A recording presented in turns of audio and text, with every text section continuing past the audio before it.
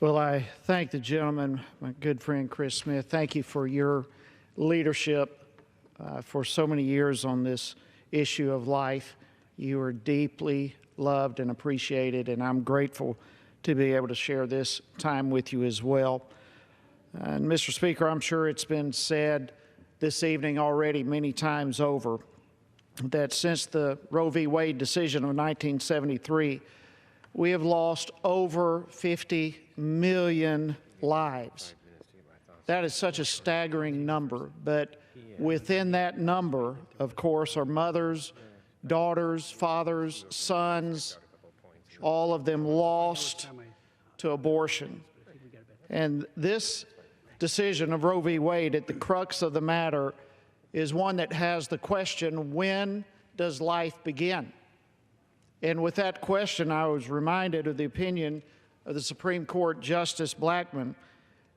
During that period of time when Roe v. Wade came into law, Blackmun made the decision and wrote in his opinion, he said, "We, the court, we need not resolve the difficult question of when life begins.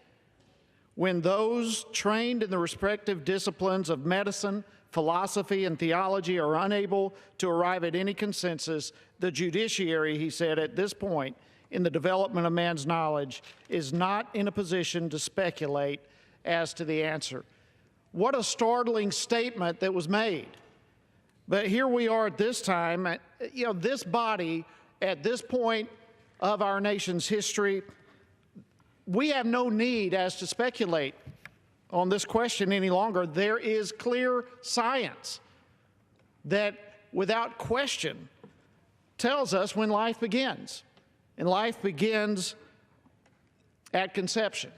There's no question about this. We know inside the womb is a human life. And we know with that life, based on what we know of God and what we in our own country know from our own Declaration of Independence, the very first inalienable right protected is that of life.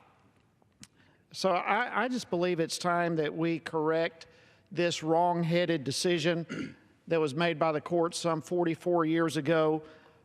Even just recently, a couple of days ago, I introduced H.R. 586, the Sanctity of Human Life Act, which makes clear that life begins at conception.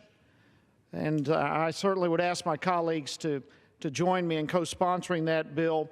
I just dream of the time, Chris, 44 years from now, that we could be celebrating the right to life rather than 44 years from now looking back, mourning over yet another 50 million American babies that have been lost to the horrible stain of abortion.